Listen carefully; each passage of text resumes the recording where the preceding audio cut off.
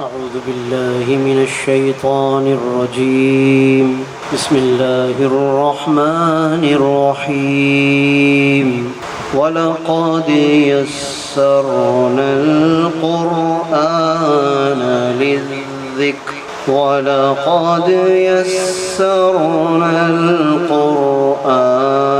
للذكر فهل من مدكر كذبت قوم لوط بالنذر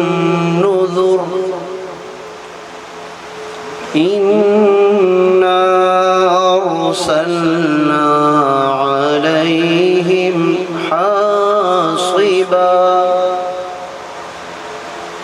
حاصبا إلا آل لوط نجيناهم بسحر نعمة من عندنا كذلك نجزي من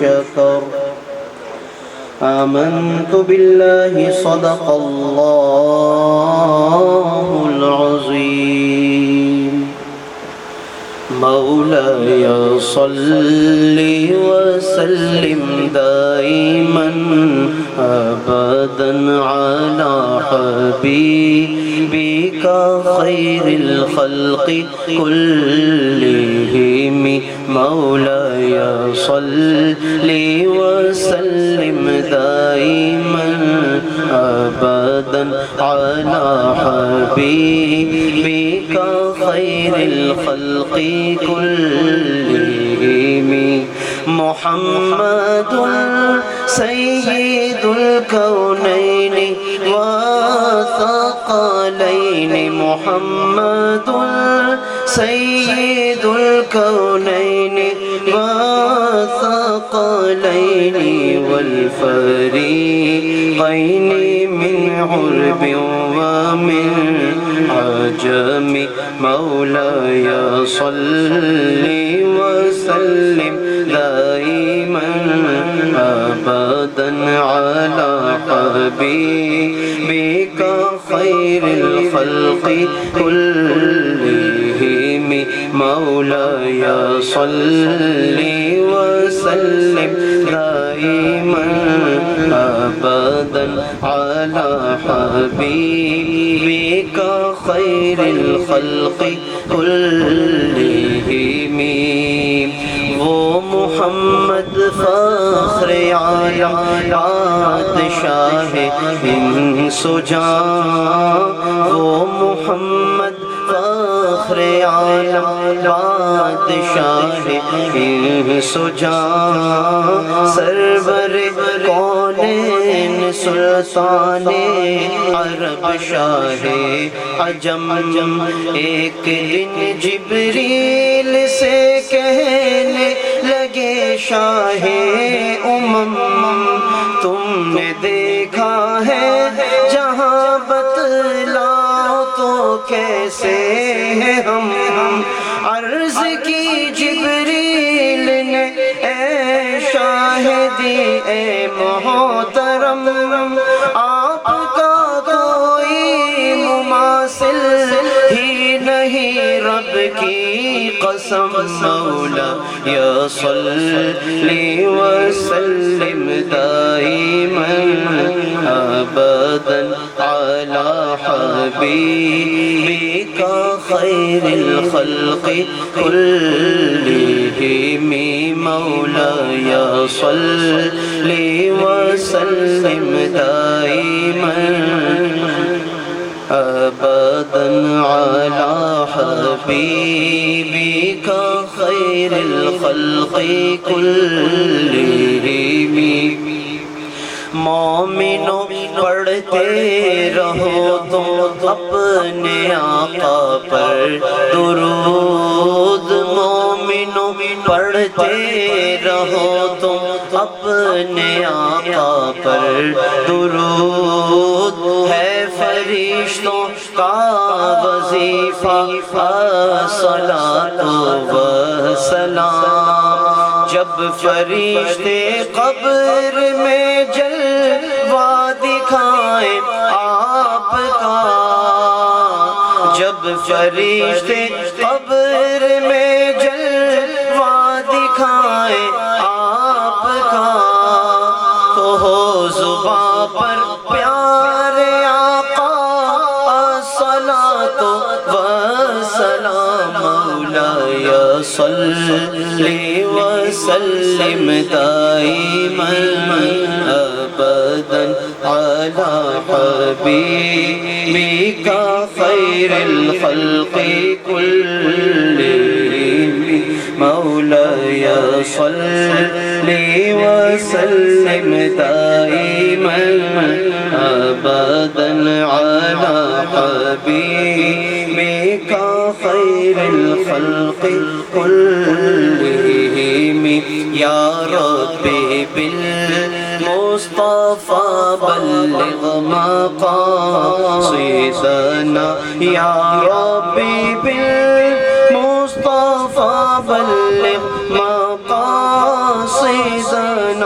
واغفر لنا ما مضى يا واسع الكرم مولاي صل وسلم دائما ابدا على حبيبك خير الخلق كلهم مولاي صل وسلم دائما ابدا على حبيبك خير الخلق كلهم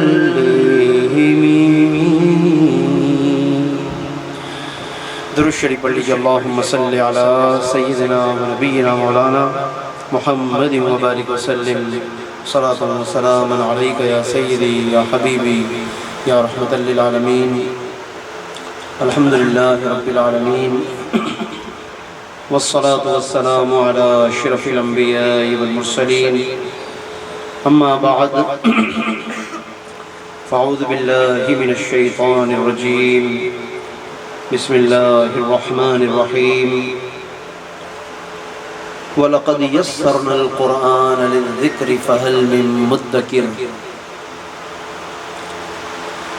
آمنت باللہ صدق اللہ مولانا العظیم وبلغنا رسوله النبی الکریم قال اللہ عز وجل ان اللہ وملائکته يصلون على النبی یا ایہا الذین آمنوا صلوا علیہ وسلموا تسلیما اللہم صل علی سیدنا ونبینا مولانا محمد وبارک وسلم صلاۃ و سلاما علیک یا سیدی یا حبیبی یا رحمۃ للعالمین وعلی آلک واصحابک یا خاتم النبیین والمرسلین۔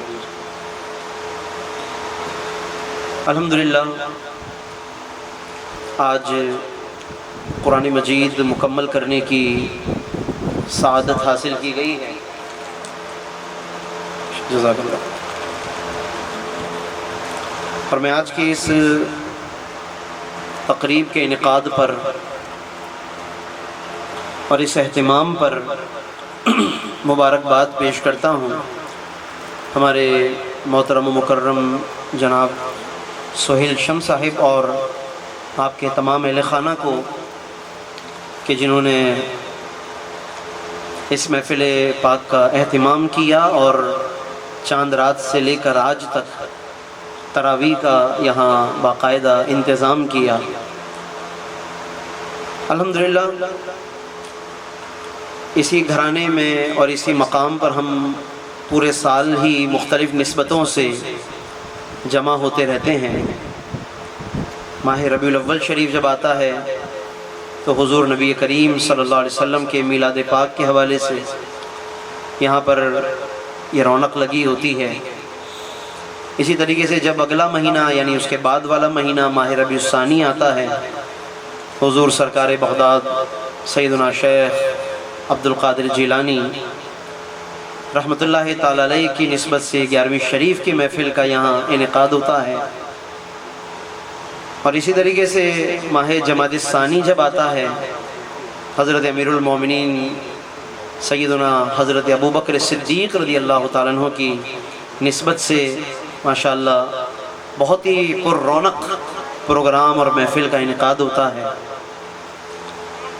اور اسی طریقے سے پورے سال ہی شب معراج ہو، شب برات ہو، یا ذی الحجہ میں شب عرفہ ہو، کسی نہ کسی عنوان سے یہاں پر یہ ذکر و اذکار کا سلسلہ جاری و ساری رہتا ہے، اور آج کی یہ محفل بھی اسی تسلسل کا ایک حصہ ہے، اور اس کا عنوان ظاہر ہے کہ موقع کی مناسبت سے اور اس مہینے کی مناسبت سے شان قرآن اور عظمت قرآن مجید ہے۔ بلکہ یہ ایک ایسا موضوع ہے عظمت قرآن کے جس میں پھر تمام موضوع جمع ہو جاتے ہیں، کیونکہ قرآن ہی نے ہمیں عظمت مصطفیٰ بتائی ہے، قرآن ہی نے ہمیں عظمت اولیاء بتائی ہے، قرآن مجید ہی نے ہمیں عظمت صدیق اکبر سمجھائی ہے، اللہ کے کلام قرآن مجید نے ہمیں عظمت فاروق اعظم بتائی، قرآن مجید نے عظمت عثمان غنی بتائی، قرآن مجید نے عظمت مولائے کائنات بتائی، قرآن مجید نے عظمت سیدہ کائنات فاطمہ الزہرا رضی اللہ عنہا سمجھائی، عظمت حسنین کریمین بتائی۔ تو اس لیے جب قرآن مجید کی بات آتی ہے تو یوں سمجھ لیں کہ سارے موضوع جو پورے سال الگ الگ نظر آتے ہیں، الگ الگ مہینوں میں ہمیں مختلف موضوعات نظر آتے ہیں، میں سمجھتا ہوں کہ رمضان کا مہینہ ان تمام مہینوں کو اپنے دامن میں سمیٹ لیتا ہے۔ قرآن ساری چیزوں کو سمیٹ لیتا ہے، اور قرآن کا مہینہ تمام مہینوں کو سمیٹ لیتا ہے۔ اسی لیے حضرت امام ربانی مجدد الفسانی رحمۃ اللہ تعالی علیہ نے فرمایا کہ کوشش کرو کہ رمضان کا مہینہ بہترین عمل کے ساتھ گزارا جائے، بھرپور توجہ کے ساتھ گزارا جائے، اللہ کے ساتھ لو لگانے اور نبی کریم صلی اللہ علیہ وسلم کے قرب کے ساتھ گزارا جائے۔ فرماتے ہیں کہ جس نے رمضان کا مہینہ اچھا گزارا، توجہ کے ساتھ گزارا، قرب الہی اور قرب مصطفیٰ کے ساتھ گزارا، تو فرمایا کہ اس کا اثر وہ شخص پورے سال محسوس کرے گا۔ سال کے تمام مہینوں کو یہ مہینہ یوں سمجھ لیں کہ تربیت کرتا ہے، سال کے تمام مہینوں کی تربیت کرنے کا مہینہ ہے۔ اور فرمایا کہ جس نے رمضان میں بے توجہی کی، لاپرواہی کے ساتھ اس مہینے کو گزارا، تو اگلے مہینوں میں بھی وہ شخص بے چین، بے قرار اور بے ترتیب رہے گا۔ یہ ہمارے بزرگوں کے تجربات ہیں۔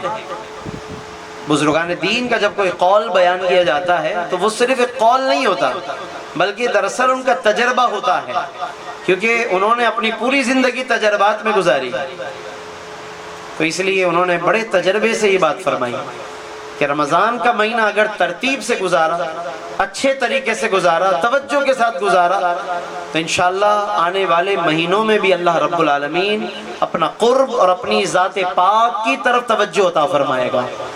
اور اگر خدا نخواستہ اس مہینے میں بے ترتیب رہے، آپ بے چین رہے، یعنی عبادت میں توجہ نہ لگائیں، بس صرف دنیا اور دنیا کے پیچھے بھاگتے رہے، تو پھر فرماتے ہیں کہ اگلے مہینوں میں بھی ذہن اور روح بے ترتیب و بے قرار رہے۔ اور آج ہم دیکھتے ہیں کہ ہمارے معاشرے میں لوگ پورے سال ہی بے ترتیب رہتے ہیں، بے چین و بے قرار رہتے ہیں۔ تو ہو سکتا ہے کہ اس کی بڑی وجہ یہی ہو کہ رمضان کا مہینہ ہم پوری توجہ سے نہیں گزار پاتے۔ تو اللہ رب العزت نے یہ مہینہ ہمیں تمام مہینوں کو جمع کرنے کے لیے عطا فرمایا، تمام مہینوں کا خلاصہ کرنے کے لیے عطا فرمایا، اور تمام مہینوں کی تربیت کرنے کے لیے عطا فرمایا۔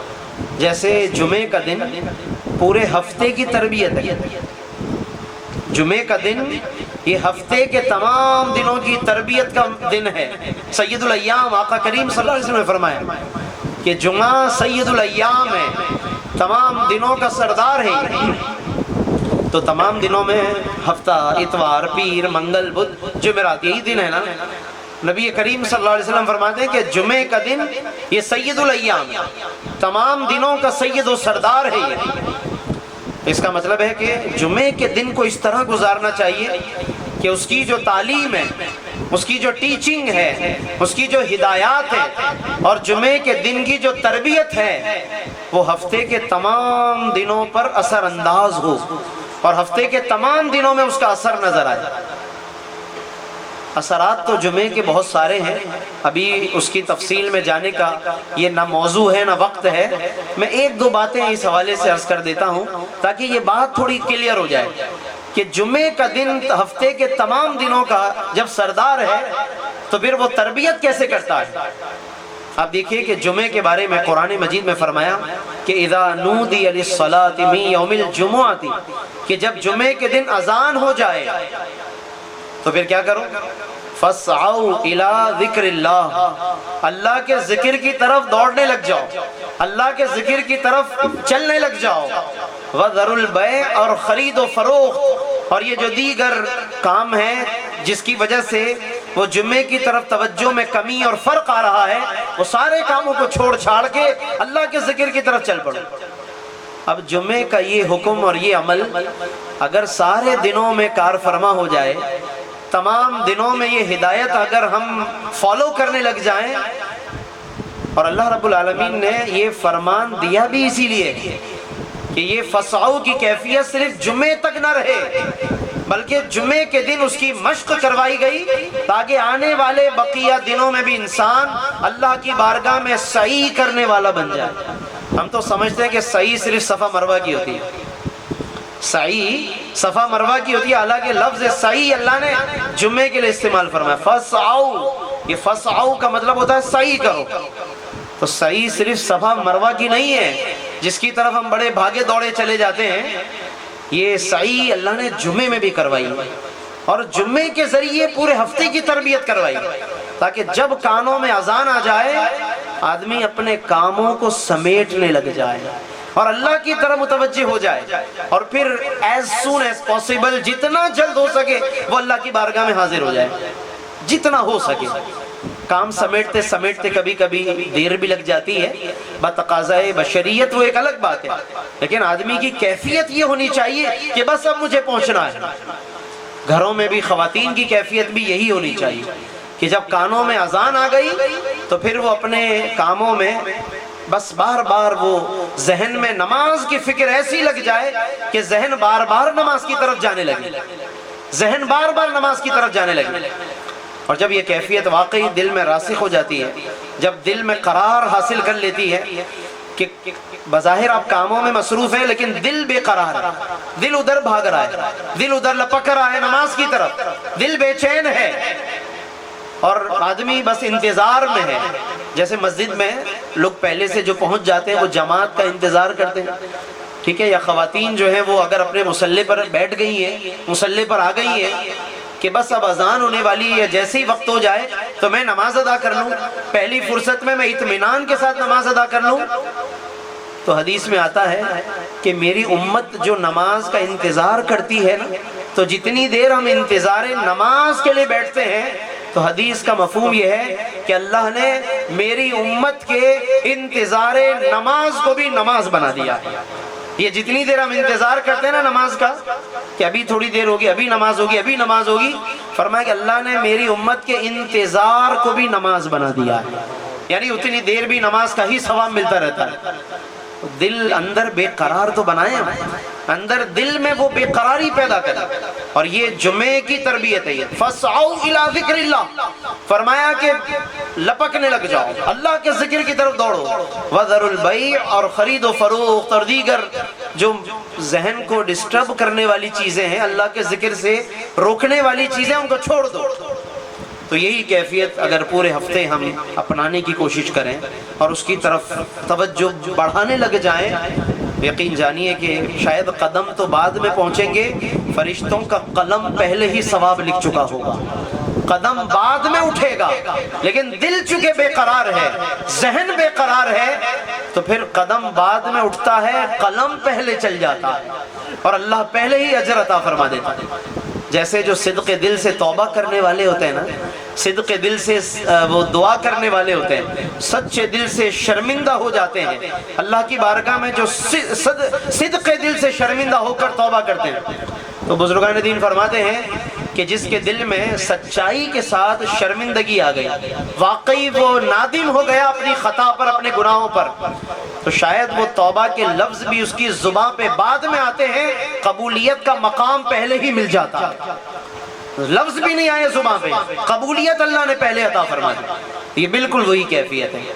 تو اس لیے یہاں پر دل کی بے قراری کو دیکھا جاتا ہے۔ جمعے کے ذریعے اللہ رب العالمین نے اپنے بندوں کی یہ تربیت فرمائی ہے، اور اس کے علاوہ جمعے کے ذریعے ذکر و اذکار کی کثرت بھی سکھائی گئی ہے تاکہ پورے ہفتے پھر وہ عمل ہوتا رہے اور نظر آتا رہے۔ تو بس اسی طریقے سے دوستو، رمضان المبارک کا مہینہ بھی یہ تمام مہینوں کی تربیت ہے کہ رمضان میں دیکھیے کہ کس طریقے سے ہم سے پریکٹس کروائی گئی، روزہ بھی رکھوایا گیا ہے۔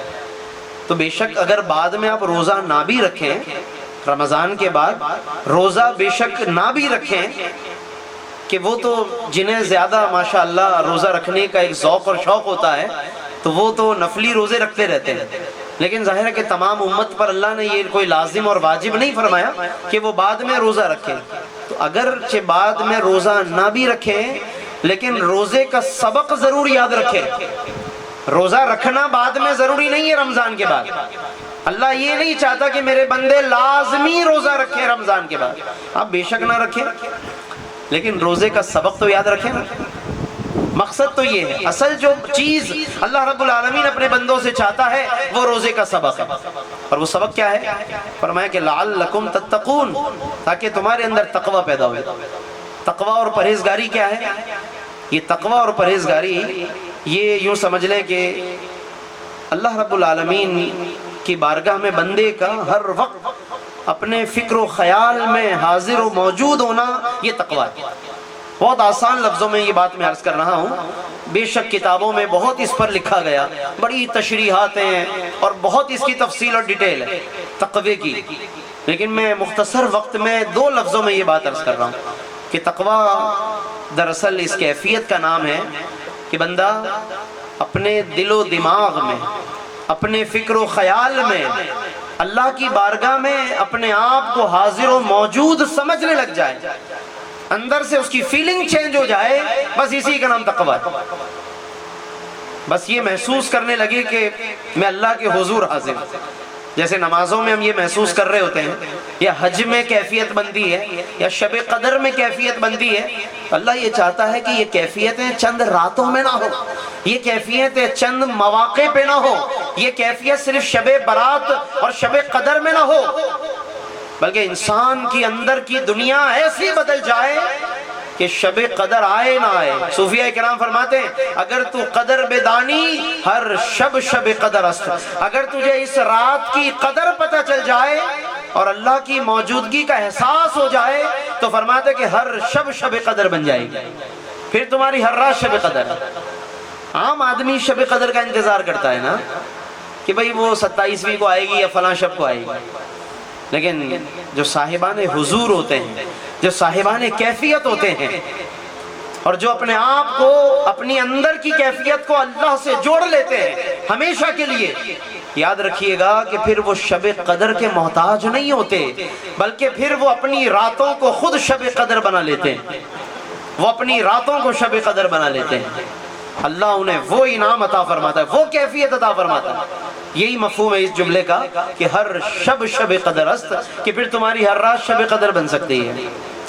تو اس لیے وہ کیفیت اور وہ حضوری کی کیفیت یہ اللہ کو بہت پسند ہے، اسی لیے قرآن مجید میں بھی اور احادیث مبارکہ میں بھی اس کی طرف توجہ دلائی گئی ہے۔ ارشاد فرمایا کہ رجال لا تلہیہم تجارت ولا بیع عن ذکر اللہ۔ ہمارے کچھ بندے ایسے بھی ہیں، دیکھیے اللہ پاک کتنے فخر سے اپنے نیک بندوں کا ذکر فرماتا ہے، یعنی یہ وہ بندے ہیں کہ جن پہ خود رب بھی فخر کرتا ہے. فرمایا کہ رجال، ہمارے کچھ بندے ایسے ہیں لا تلہیہم تجارت ولا بیع عن ذکر اللہ، کہ جنہیں ان کی تجارت اور خرید و فروخت بھی ہمارے ذکر سے نہیں روک پاتی. یعنی وہ بظاہر تجارت میں ہیں، بظاہر خرید و فروخت کر رہے ہیں، دنیا کے کام کر رہے ہیں. آپ کو نظر آئے گا کہ ایک تاجر ہے، آپ کو نظر آئے گا کہ ایک بندہ ٹریڈنگ کر رہا ہے، خرید و فروخت کر رہا ہے. لیکن فرمایا کہ اگر وہ اندر سے ہمارا بندہ ہے نا، اگر وہ ہم سے سودا کر چکا ہے، تو پھر یہ دنیا کے جو سودے ہیں نا، یہ وہ بظاہر اپنی ضرورتوں کے لیے کر رہا ہے، اپنے گھر اور اپنے دیگر معاملات کے لیے کر رہا ہے، اندر سے اس کا سودا ہمارے ساتھ ہو چکا ہے. اس لیے فرمایا تجارت ولا بیع عن ذکر اللہ، اس کی وہ تجارت بھی اسے ہماری یاد سے نہیں روک پائے گی. ٹھیک ہے نا. اس لیے اسی کو پھر صوفیاء کرام نے یوں فرمایا کہ دست بکار دل بیار، فرمایا کہ ہاتھ اس کے کاموں میں ہوں گے. وہ بندے کی شان اور کیفیت یہ ہوگی، ہاتھ اس کے کام میں ہوں گے، دست بکار، مگر دل بیار، دل یار کے ساتھ ہوگا اس کا، دل یار کے ساتھ ہوگا. دل جو ہے وہ اللہ اور اس کے رسول صلی اللہ علیہ وسلم کے ساتھ ہوگا. یہ کیفیت مطلوب ہے. اور ایسے ہی بندوں کو ان لوگوں میں اللہ نے شامل فرمایا کہ جنہیں قیامت کے دن رب اپنے عرش کا سایہ عطا فرمائے گا. 7 لوگ ہیں ایسے، 7 افراد ہیں کہ جنہیں قیامت کے دن رب ذوالجلال اپنے عرش کا سایہ عطا فرمائے گا. اب وہ 7 افراد کی تشریح اور ڈیٹیل زیادہ ہے، تو ابھی میں اس کی پوری تشریح میں تو نہیں جاتا. کسی اور موقع پر انشاءاللہ وہ پوری حدیث میں بیان کروں گا، اور پوری حدیث آپ کے سامنے انشاءاللہ وہ پہنچے گی کسی نہ کسی مناسبت سے. یہ ہمارے قبلہ سہیل شمس صاحب اس کو انشاءاللہ کسی اور موقع پہ میں سینڈ کر دوں گا، تو یہ شیئر کرتے رہتے ہیں اور تمام احباب تک وہ چیزیں پہنچتی ہیں.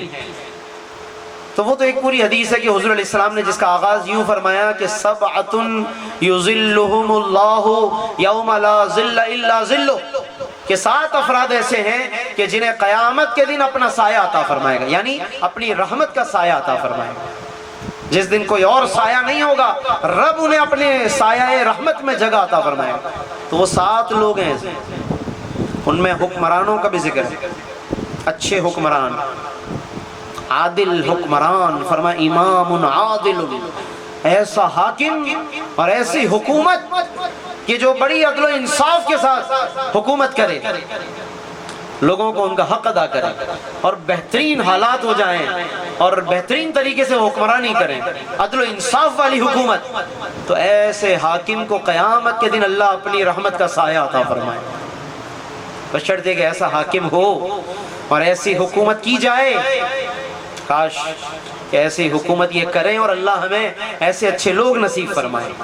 تو بہرحال وہ 7 افراد میں کئی افراد کا ذکر ہے، ان میں سے میں ایک شخص کا ذکر کر رہا ہوں جو گفتگو چل رہی ہے اس کی مناسبت سے، کہ اس میں حضور پر نور صلی اللہ علیہ وسلم نے فرمایا کہ ایک شخص اس میں وہ ہے کہ رجل ذکر اللہ خالیا، ایک شخص وہ ہے کہ جس نے تنہائی میں اللہ کو یاد کیا. اکیلا تھا، تنہائی میں تھا وہ، اور اسے بس اللہ کی یاد آئی، اور ایسی یاد آئی، اس انداز سے وہ اللہ کو یاد کرنے لگا کہ فرمایا کہ ففاضت عیناہ، اس کی آنکھوں سے آنسو نکل آئے. اللہ کو یہ تنہائی کی ادائیں، یہ رونے کی ادائیں اتنی پسند آتی ہیں کہ فرمایا کہ قیامت کے دن رب ذوالجلال اس شخص کو اپنا سایہ رحمت عطا فرمائے. اتنی بڑی بات ہے. تو اپنی تنہائیوں کو بھی آباد کرنا ہے ہمیں، ٹھیک ہے نا. وہ تنہائی اور دل کی دنیا اگر یہ بدل جائے تو پھر انسان بظاہر دنیا کے کاموں میں بھی ہو، بظاہر لوگوں کے درمیان بھی بیٹھا ہو، تو بس وہ اپنے دل کی دنیا میں اپنے رب کے ساتھ جڑ جاتا ہے، آقا کریم کی یادوں میں گم ہو جاتا ہے. تو اس لیے اسی کے لیے اللہ رب العزت نے ہمیں ان کیفیات کے لیے یہ ماہ مبارک عطا فرمایا، ان کیفیات کو پیدا کرنے کے لیے قرآن عطا فرمایا، ان کیفیات کے لیے ہی اللہ نے یہ کلام مجید عطا فرمایا. دیکھیے قرآن مجید کے بارے میں قرآن مجید میں ان لوگوں کا بھی ذکر فرمایا کہ جو بڑے خاص انداز سے ان آیتوں کو پڑھتے ہیں اور ان پر ایک کیفیت طاری ہو جاتی ہے. ہمارے معاشرے میں تو ایسے لوگ بہت کم رہ گئے، اب تو بس سرسری تلاوت کرنے کا رجحان ہے، بے توجہی سے ہم تلاوت کرتے ہیں. آج اگر ہم تلاوت کرنے بیٹھتے ہیں تو موبائل کو بھی آن رکھتے ہیں اپنے ساتھ اور اس کے ساتھ بھی اٹیچ رہتے ہیں، اور تلاوت کے دوران بھی سب لوگوں کو ہیلو ہائی بھی چل رہی ہوتی ہے، دعا سلام بھی چل رہی ہے، خیر خیریت بھی ہو رہی ہے، اور ساتھ ساتھ تلاوت بھی ہو رہی ہے۔ تو میرے دوستو، یہ پھر محض ایک رسمی تلاوت ہے، اسی لیے اس تلاوت کا اثر دل تک نہیں پہنچ پاتا۔ کوشش کریں کہ دن بھر میں کوئی 10 منٹ 15 منٹ آدھا گھنٹہ ایسا نکالی کہ جب ساری دنیا سے کٹ جائیے، سب چیزیں بند کر دیجئے آپ، اور پھر اس تنہائی اور خلوت میں آپ اللہ کا ذکر کیجئے، آقا کریم کو یاد کیجئے، قرآن مجید کی تلاوت کیجئے، تھوڑی صحیح، قلیل صحیح، لیکن یاد رکھیے گا وہ 10 منٹ اور آدھے گھنٹے کی تلاوت وہ آپ کے پورے دن کی تلاوت سے زیادہ انشاءاللہ باعث ثواب ہوگا۔ ایک مرتبہ ایسا کر کے دیکھیا، اللہ نے خود قرآن مجید میں اپنے ایسے بندوں کا ذکر فرمایا۔ میں 2 آیتیں اس حوالے سے آپ کے سامنے پیش کرتا ہوں، جو کہ تراویح میں تو یقیناً تلاوت ہو چکی ہے ان آیتوں کی، لیکن بڑی ایمان افروز آیتیں ہیں۔ سورۃ الانفال کے شروع میں اللہ رب العزت نے فرمایا، 9ویں پارے میں ارشاد فرمایا کہ انما المؤمنون، صاحبان ایمان تو وہ ہیں اصل پکے والے، اذا ذکر اللہ، کہ جب ان کے سامنے اللہ کا ذکر کیا جائے، وجلت قلوبہم، تو ان کے دل ڈر جاتے ہیں، ان کے دل ہل جاتے ہیں۔ اور آگے فرمایا کہ وَإِذَا تُلِيَتْ عَلَيْهِمْ آيَاتُهُ، اور جب ان کے سامنے اللہ کی آیتیں تلاوت کی جاتی ہیں، زادتہم ایماناً، تو ان کے ایمان میں اور اضافہ ہو جاتا ہے، ان کا ایمان پہلے سے بھی زیادہ ہو جاتا ہے۔ تو کیا اب یہ کیفیت ہمیں ملتی ہے یا مل سکتی ہے؟ تو مل سکتی ہے کا آنسر تو یہی ہے کہ بالکل مل سکتی ہے، یہ کیفیت آج بھی پیدا ہو سکتی ہے، بشرط یہ کہ ہم اپنے رب سے صحیح معنی میں لو لگائیں اور قرآن مجید کو پوری توجہ کے ساتھ تلاوت کریں۔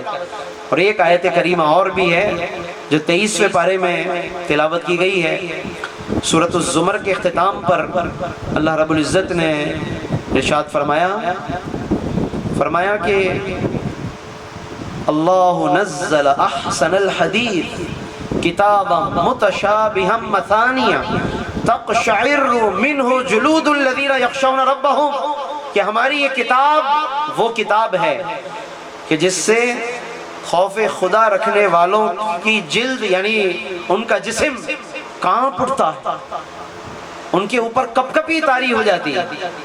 ثم تلین جلودہم وقلوبہم الی ذکر اللہ، پھر وہ اتنے نرم ہو جاتے ہیں کہ پھر اللہ کے ذکر کی طرف مائل ہو جاتے ہیں۔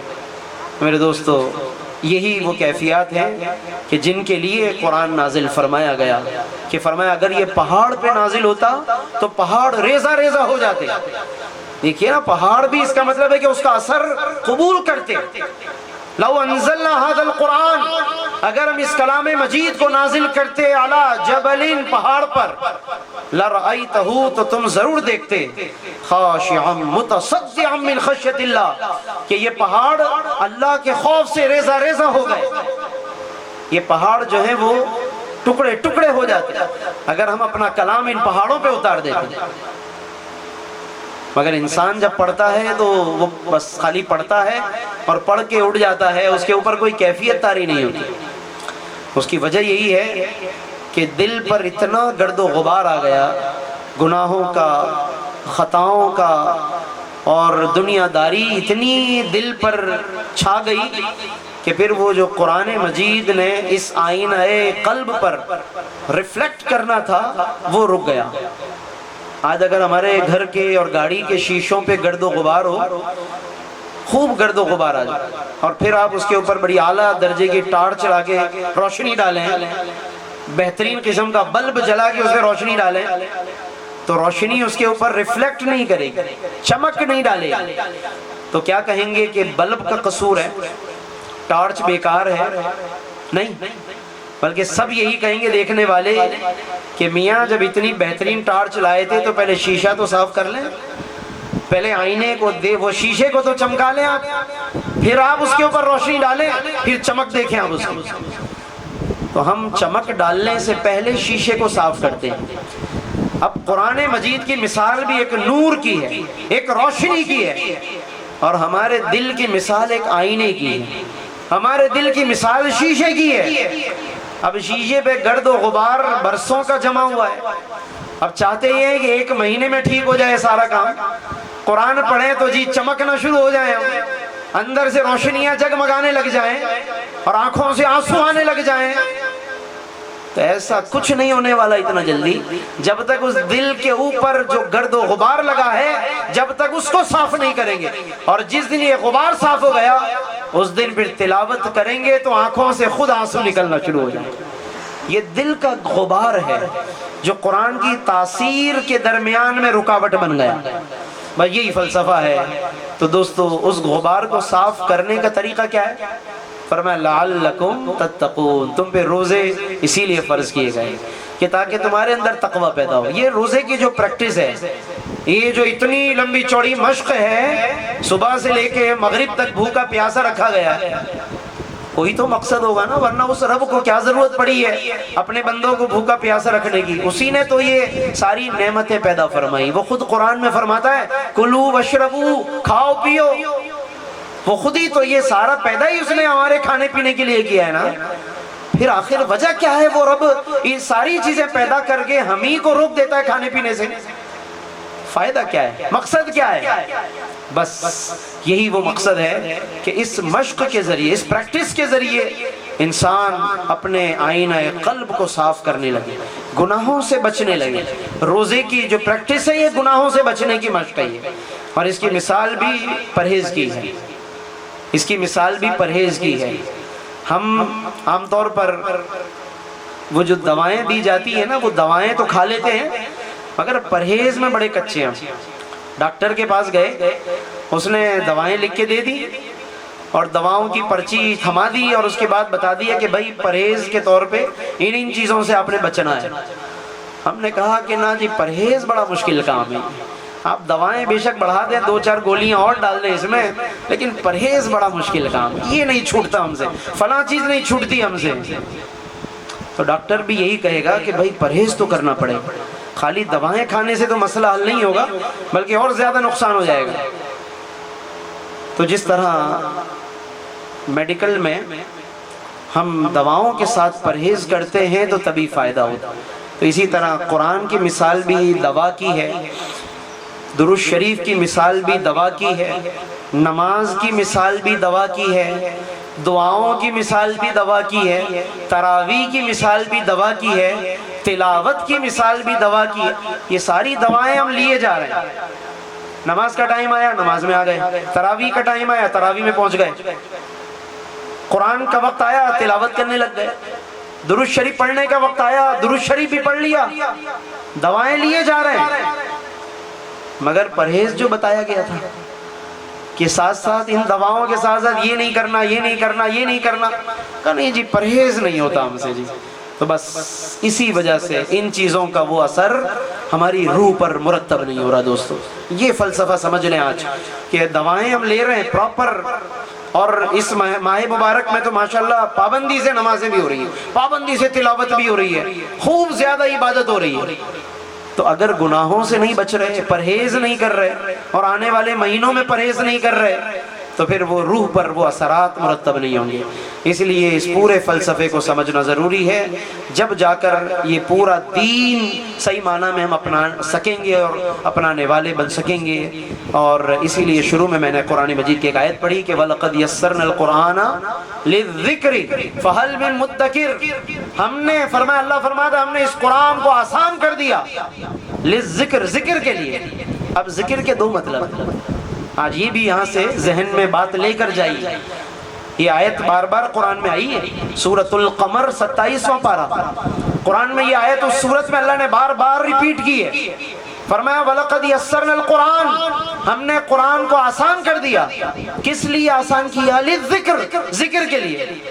ذکر کے دو مطلب، ایک اس کا مطلب ہوتا ہے یاد کرنا اور ایک اس کا مطلب ہوتا ہے نصیحت کرنا، نصیحت قبول کرنا، عمل کرنا. علماء فرماتے ہیں کہ یہ دونوں ہی چیزوں کے لیے اللہ نے قرآن آسان فرما دیا. یعنی جو یاد کرنا چاہے تو رب کریم نے، پروردگار نے یاد کرنے کے لیے بھی آسان فرما دیا. آج دیکھیں نا بچے حافظ ہو جاتے ہیں، بچے قرآن یاد کرنے بیٹھتے ہیں تو ماشاءاللہ یاد کرتے چلے جاتے ہیں. اور بہت سارے بڑی عمر میں بھی یاد کرتے ہیں تو اللہ پاک انہیں بھی توفیق عطا فرما دیتا ہے، کچھ نہ کچھ انہیں بھی یاد ہو ہی جاتا ہے۔ یہ قرآن کا معجزہ ہے۔ دنیا کی کوئی کتاب ایسی نہیں ہے کہ جو اس انداز سے، اتنی پابندی سے، اتنی بڑی تعداد میں یاد کی جاتی ہو اور پھر اس تسلسل سے پڑھی جاتی ہو، اتنے اہتمام سے اس کا ختم شریف ہوتا ہو۔ یہ واحد کلام مجید ہے۔ اللہ نے چونکہ اس کو باقی رکھنا تھا، اس کی حفاظت کرنی تھی، تو رب نے ہر طرح سے اس کی حفاظت فرمائی، اس کے ایک ایک زبر زیر کی حفاظت فرمائی ہے۔ بچے کے سینے میں اللہ نے قرآن کو محفوظ فرما دیا۔ یہ اللہ کا معجزہ ہے۔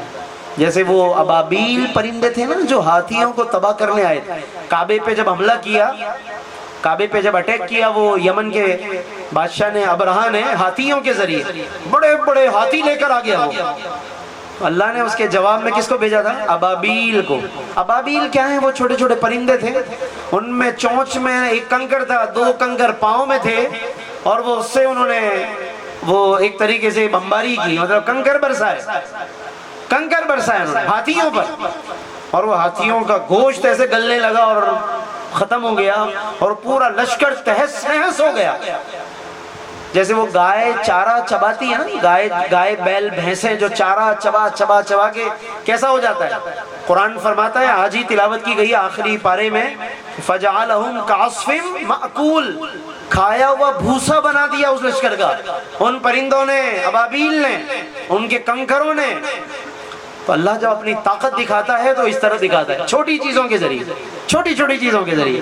تو اسی طرح قرآن کی حفاظت کروانے کی بات آئی تو رب نے چھوٹے چھوٹے بچوں کے سینوں میں قرآن محفوظ فرما دیا ہے۔ حالانکہ یہ قرآن وہ ہے کہ اگر یہ پہاڑوں پہ اترتا تو ابھی آپ نے سنا کہ پہاڑ ریزہ ریزہ ہو جاتے۔ اِنَّا عَرَضْنَا الْأَمَانَةَ عَلَى السَّمَاوَاتِ، آسمانوں پہ ہم نے یہ قرآن پیش کیا، آسمانوں نے معذرت کر لی کہ ہم نہیں اٹھا سکتے۔ اللہ نے یہ امانت زمین پہ پیش کی، زمین نے معذرت کر لی، ہم نہیں اٹھا سکتے۔ اللہ نے یہ امانت پہاڑوں پہ پیش کی، پہاڑوں نے معذرت کر لی، ان بڑی بڑی طاقتوں نے معذرت کر لی۔ پھر کس نے اس کلام مجید کو قبول کیا؟ آقائے دو عالم حضور پر نور صلی اللہ علیہ وسلم کے قلب مبارک نے اس کلام کو اٹھایا۔ اللہ خود فرماتا ہے قرآن میں، نزل بہ الروح الامین علی قلبک، اے پیارے مصطفیٰ، پھر ہم نے یہ کلام آپ کے مبارک دل پہ نازل فرمایا۔ معلوم ہوا کہ پہاڑوں میں بھی وہ طاقت نہیں، آسمانوں میں بھی وہ طاقت نہیں جو طاقت رب نے قلب مصطفیٰ میں عطا فرمائی، جو پاور اللہ نے حضور کے دل میں رکھی، وہ طاقت پہاڑوں میں بھی نہیں ہے۔ کیونکہ دیکھیں نا، پہاڑوں نے معذرت کی، آسمان نے معذرت کر لی، یہ سب قرآن نے بیان کیا، پورا مضمون ہے 18واں پارہ، فَأَبَيْنَا، ان سب نے معذرت کر لی۔ پھر کس نے اٹھا لیا؟ حضور علیہ السلام، حضور کے قلب مبارک میں۔ پھر انہی کی وجہ سے اور حضور ہی کی برکت سے بچے کے لیے آسان ہو گیا قرآن، ورنہ آج ہمارے بچے قرآن حفظ نہیں کر سکتے تھے اگر حضور علیہ السلام کے قلب مبارک نے یہ کلام نہ اٹھایا ہوتا، آقا نے یہ کلام اپنے سینے پہ نہ اٹھایا ہوتا، آج ان بچوں کے لیے بھی یہ کلام آسان نہ ہو پاتا۔ تو یہ حضور علیہ السلام کا قلب اقدس ہمارے لیے، بچوں کے لیے وسیلہ بن گیا۔ یاد رکھیے گا، دنیا بھر میں جتنے بچے حافظ بنتے ہیں، جب بھی کسی کے دل اور سینے میں قرآن آتا ہے تو وہاں وسیلہ ہے حضور علیہ السلام کی ذات مبارکہ۔ یہ حضور کے وسیلے سے ہی حفظ ہوتا ہے، کیونکہ سب سے پہلے اس کلام کو اللہ نے قلب پاک مصطفیٰ پہ نازل فرمایا۔ انہوں نے جب قبول کر لیا تو رب نے سب کے لیے آسان فرما دیا۔ اس لیے جتنا قرآن پڑھا جائے گا ہمیں تو اس کا ثواب بعد میں ملتا ہے۔ یہ جتنی ہم نمازیں پڑھتے ہیں ہمیں اس کا ثواب بعد میں ملتا ہے، یہ جتنا قرآن پڑھا جاتا ہے ہمیں اس کا ثواب بعد میں ملتا ہے۔ سب سے پہلے اللہ رب العالمین ان تمام نمازوں، ان تمام تلاوتوں کا ثواب سب سے پہلے پیارے مصطفیٰ کو عطا فرماتا ہے، کیونکہ انہوں نے ہی تو سب سے پہلے رب سے یہ سب کچھ پایا ہے اور پھر ہمیں عطا فرمایا۔ تو جو پہل کر دیتا ہے اس کو ہمیشہ اس کا ثواب ملتا رہتا ہے، جو پہل کر دے گا اسے ثواب ملتا رہے گا۔ اس لیے آج اگر اپنی اولادوں میں آپ پہل کریں گے نا، انہیں اچھی چیز سکھا دیں گے، اچھی چیز کی بنیاد ڈال دیں گے ان کے اخلاق میں، ان کے عمل میں، ان کے کردار میں، جب تک یہ بچے عمل کرتے رہیں گے آگے یہ سکھائیں گے، پھر وہ ان کو سکھائیں گے، ہم تو ہوں گے نہیں ہوں گے، ثواب ملتا رہے گا۔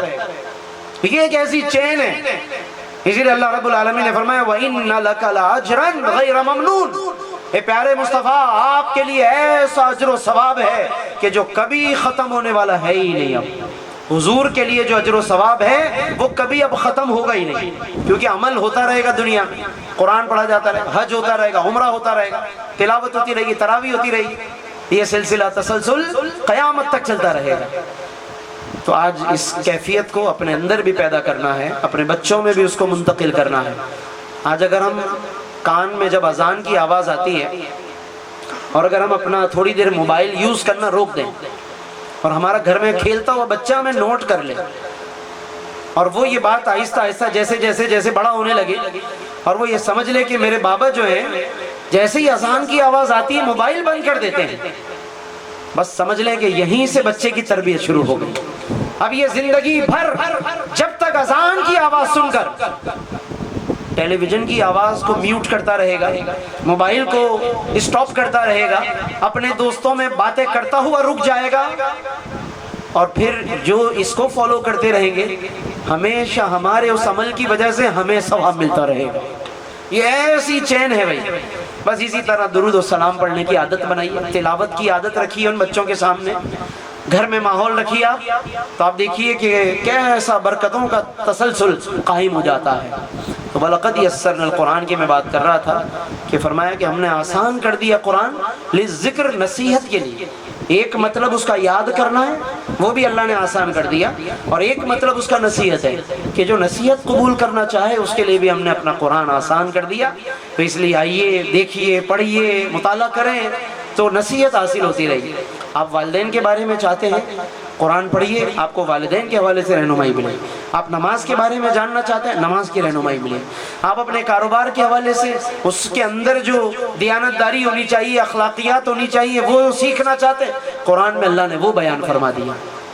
اسی طریقے سے آنا جانا، سفر کرنا، میل جول، ملاقات، کھانا پینا، رہن سہن، اوڑھنا بچھونا، ایک ایک چیز اللہ نے الگ الگ سپاروں میں، الگ الگ آیتوں میں اللہ نے وہ ساری چیزیں بیان فرمائی۔ رشتوں کا احترام کیا ہے، رشتوں کا تقدس کیا ہے، رشتوں کو نبھانا کس کو کہتے ہیں، یہ سب اللہ نے بیان فرمایا۔ معیشت کے اصول کیا ہیں، انداز حکمرانی کیسا ہونا چاہیے، حکمرانوں کو بھی ایڈریس کیا قرآن۔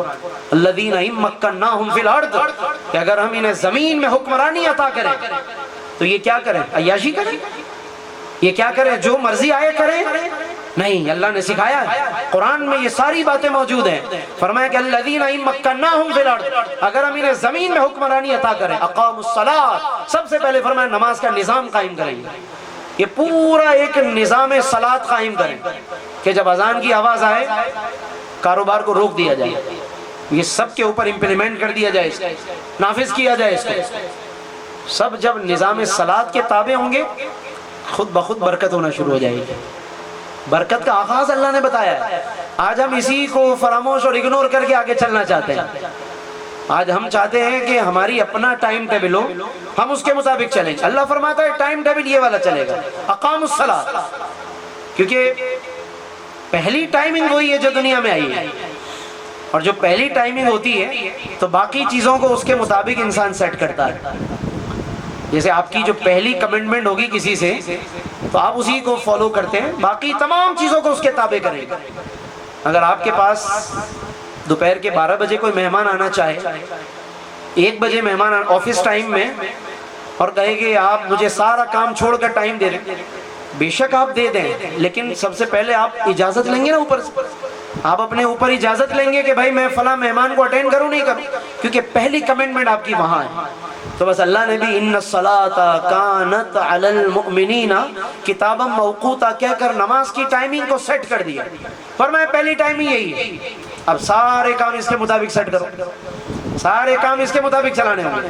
تو یہ ہے انداز حکمرانی میں سب سے پہلا کام، فرمایا اقام الصلاۃ، نماز کا نظام قائم کریں گے، اور آگے مزید چیزیں بھی سکھائی ہیں۔ پھر وَأَمَرُوا بِالْمَعْرُوفِ، امر بالمعروف وَنَهَوْا عَنِ الْمُنْکَرِ، بری باتوں کا خاتمہ کریں گے اور نیکی اور اچھائی کا نظام قائم کریں گے۔ اور دیگر قرآن میں اور بھی آیتیں ہیں کہ جس میں انداز حکمرانی کے اصول سکھائے ہیں۔ تو الغرض کے پھر جو کچھ ہم سیکھنا چاہتے ہیں وہ ساری چیزیں آپ کو ایک ایک کر کے یہ قرآن رہنمائی کرتا چلا جائے گا۔ اس کے لیے تو خیر بہت تفصیل چاہیے، بہت وقت چاہیے، اور پوری اس کی باقاعدہ کلاسز ہونی چاہیے، باقاعدہ کلاس وائز ہمیں سیکھنا چاہیے۔ اس کے لیے یہ سالانہ اجتماع کافی نہیں ہے۔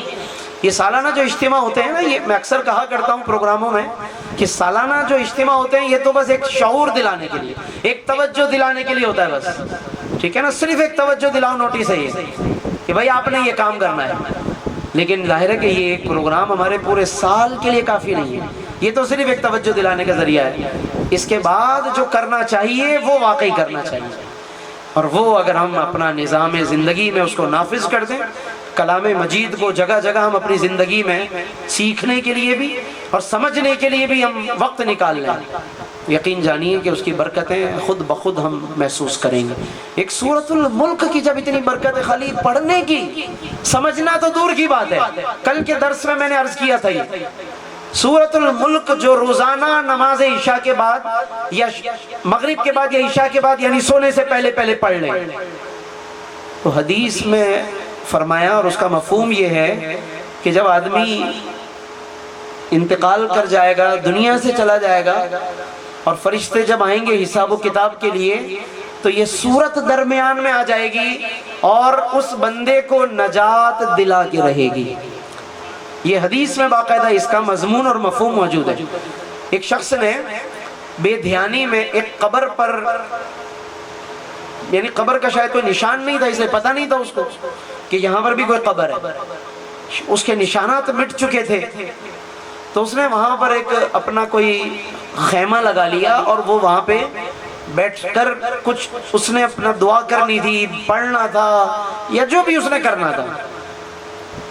یہ حضور علیہ السلام کے مبارک زندگی میں یہ واقعہ پیش آیا، تو اس نے اپنا خیمہ لگا لیا، اسے پتہ نہیں تھا میں جہاں بیٹھا ہوں یا قبر ہے۔ وہ تو ہوا یہ کہ وہ کسی اچھے بھلے نیک آدمی کی قبر تھی، تو اچانک دیکھا کہ وہیں سے جہاں وہ بیٹھا ہے نا، اس کے اندر سے تبارک الذی بیدہ الملک پڑھنے کی آواز آ رہی ہے، اندر سے صاحب قبر سورۃ الملک کی تلاوت کر رہا ہے۔ تو وہ شخص سمجھ گیا کہ یہاں کسی کی تدفین ہو چکی ہے پہلے، اور میں غلط جگہ آ گیا ہوں، تو وہ پھر ہٹ گیا۔ اور بعد میں جب وہ شخص حضور کی بارگاہ میں حاضر ہوا تو اس نے بارگاہ رسالت میں یہ بات عرض کی، یا رسول اللہ ایسا ایسا ہو گیا، میں بے دھیانی میں نے خیمہ لگا لی ایک جگہ، اور جب میں وہاں بیٹھا تو اندر سے سورۃ الملک کی آواز آنے لگی۔ میرے آقا صلی اللہ علیہ وسلم نے فرمایا ہی المنجیہ ہی المانعہ، او کما قال صلی اللہ علیہ وسلم، کہ ہاں سورۃ الملک وہ سورت ہی ایسی ہے کہ جو قبر میں بھی انسان کو نجات دلاتی رہتی ہے، یعنی انسان کے ساتھ ساتھ رہتی ہے۔ اور گویا کہ اگر دنیا میں عادت ہو تو مراد اور مفہوم شاید یہ ہو کہ اللہ پاک اس بندے کو قبر میں بھی تلاوت کی توفیق عطا فرماتا رہے گا۔ کاش کہ ہمیں یہ توفیق دنیا میں ہی مل جائے، پہلے تو، آگے کی تو بات بعد میں ہوگی، دنیا میں یہ توفیقات ضرور مانگنی بھی چاہیے اور اس کے لیے کوشش بھی کرنی چاہیے۔ ایک تابعی ہے، یعنی جنہوں نے صحابی کو دیکھا اس کو تابعی کہتے ہیں، حضرت ثابت البنانی رحمۃ اللہ علیہ۔ یہ حضرت انس بن مالک جو صحابی ہیں حضور کے، ان کے یہ شاگردوں میں شمار ہوتے ہیں۔ انہوں نے صحابہ کا زمانہ پایا، قرآن کی بڑی محبت تھی ان کے دل میں، اور یہ راتوں کو اٹھ اٹھ کر قرآن مجید پڑھتے رہتے تھے۔ ان کا جب انتقال ہوا اور جب ان کو دفنایا جانے لگا تو ہوا یہ کہ جب تدفین ہو رہی تھی تو جو سلیب رکھتے ہیں قبر کو بند کرنے کے لیے، تو ان میں سے کوئی سلیب جو ہے وہ اندر کی طرف گر گیا، غلطی سے، کسی کی غلطی سے وہ گرنے لگا یا گر گیا، تو وہ ان کا جو بہت ہی کوئی قریبی شخص تھا وہ اندر اتر کر اس سلیب کو نکالنے لگا، تو اس نے دیکھا کہ ابھی ہم نے جن کی تدفین کی ہے کچھ دیر پہلے ہی، اور اب اندر اترے تو دیکھا کہ وہ کھڑے ہو کر نماز ادا فرما رہے ہیں۔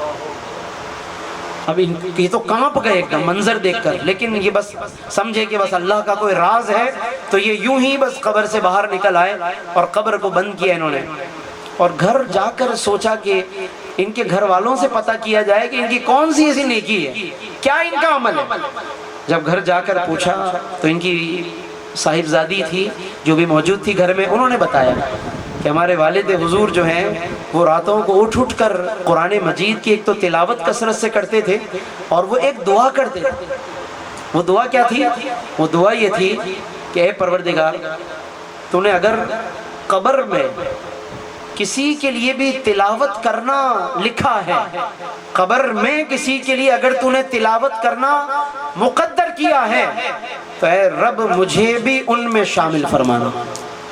تو اللہ نے میرے والد کی دعا قبول فرمائی، اور اب اللہ نے میرے والد کو قبر میں بھی تلاوت کی توفیق عطا فرمائی ہوئی ہے۔ تو بہرحال یہ عادتیں، یہ کیفیات اللہ پاک ضرور آگے دکھاتا ہے، ورنہ کم سے کم اولادوں میں اس کا اثر ضرور جاتا ہے، اولادوں میں، ان کی اولادوں میں کہیں نہ کہیں اس نیکی کا اثر۔ یعنی آج اگر ہم جو بھی محنت کر کے جائیں گے تو یہ ایسی محنت ہے کہ فوری اگر اس کا اثر نظر نہ بھی آئے تب بھی مایوس نہ ہو۔ اللہ کے ہاں نیکی ضائع نہیں ہوتی۔ قرآن کہتا ہے ان اللہ لا یضیع اجر المحسنین، اللہ نیکی کرنے والوں کا اجر یعنی ان کی محنت ضائع نہیں کرتا۔ تو اگر آج آپ نے کوئی بھی ایسی انویسٹمنٹ کر دی ہے نا، کوئی اس کا ریٹرن آئے نہ آئے، مایوس نہ ہو، یا تو یہ بعد میں چل کر ان میں کہیں نہ کہیں کوئی نیک شخص پیدا ہوگا، ان میں نہیں تو ان کی اولادوں میں پیدا ہوگا، کہیں نہ کہیں اللہ رب العالمین آپ کی اس بنیاد کی وجہ سے، آپ کی اس نیکی کی وجہ سے کوئی نہ کوئی مرد صالح ہے اس خاندان میں ضرور اللہ پیدا فرمائے۔ یہ تاریخ ہے، ہماری پوری تاریخ ہے، اس لیے کبھی مایوس نہ ہو۔ محنت اپنے آپ پر بھی، اپنے گھر اور اپنے بچوں پر بھی اس کی ضرور جاری رکھی۔ اور ماہ رمضان کا وہ اثر جو میں نے شروع میں ہی عرض کیا، جو حضرت مجدد الفسانی نے فرمایا نا کہ پورے سال اس کا اثر نظر آتا ہے، جو جیسا گزارے گا ویسا ہی نظر آئے گا، اچھا گزارے گا عمل کی توفیق ملتی رہے گی، اور ایویں ہی گزار دے گا بے ترتیب تو وہ خود بھی بے ترتیب ہی رہے گا۔ تو اس لیے اس کے ساتھ ذرا بنا کے رکھیے، اس مہینے کے ساتھ بہت بنا کے رکھنی چاہیے، اچھی طرح اور بہت توجہ کے ساتھ ہمیں ان راتوں کو پانا ہے۔ بلکہ اب تو ہم جیسے جیسے آگے بڑھ رہے ہیں نا، تو رمضان کا پیک ٹائم اب آ رہا ہے، گولڈن ٹائم، یعنی کہ مزید اچھے سے اچھا ٹائم آ رہا ہے۔ وہ کسی نے عربی کے اعتبار سے لکھا کہ النصف قد ذہب وقد بقی الذہب، یعنی نصف حصہ رمضان کا چلا گیا۔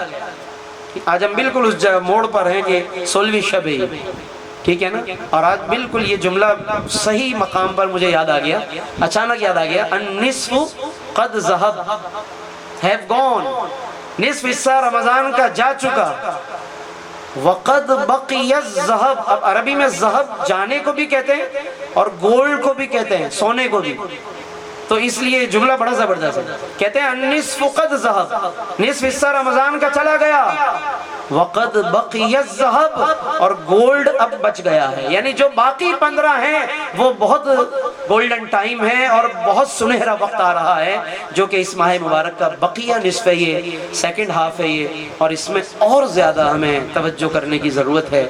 تو بس بڑوں کی باتیں بڑی ہوتی ہیں، کلام السادات سادات الکلام ہوا کرتے ہیں، تو ہمیں ضرور ان جملوں سے سیکھنا چاہیے۔ اللہ تبارک و تعالیٰ سے دعا ہے کہ رب کریم اس ختم القرآن مجید کی محفل میں ہم سب کی شرکت کو قبول فرمائے۔ ہمارے ماشاءاللہ سہیل شمس صاحب نے اور ان کے اہل خانہ نے یہ انتظام کیا چاند رات سے لے کر آج تک، اللہ پاک اس پر قدم قدم پر انہیں اجر عظیم عطا فرمائے۔ جتنے احباب اس پوری محفل کے ساتھ جڑے رہے، تمام ورکرز، وہ تمام ہمارے سیکیورٹی کے بھائی، دروازے سے لے کر یہاں تک، ادھر سے لے کر اس کونے تک جتنے افراد ہیں، بچے بڑے تو خواتین تو جتنے بھی ہیں، سب کے سب اللہ پاک سب کو اس محفل میں جتنی انوار و تجلیات برس رہی ہیں، اللہ سب کو اس سے حصہ عطا فرمائے، سب کو اللہ جزائے خیر عطا فرمائے۔ ہمارے سہیل بھائی کے والدین کی قبروں پر اللہ اس وقت اور ہر وقت اللہ انوار و تجلیات اور رحمت و رضوان کی بارش فرمائے، اور اللہ پاک اس گھر پر اپنی خاص الخاص رحمت نازل کرے، تمام لوگوں کو اللہ صحت یاب رکھے،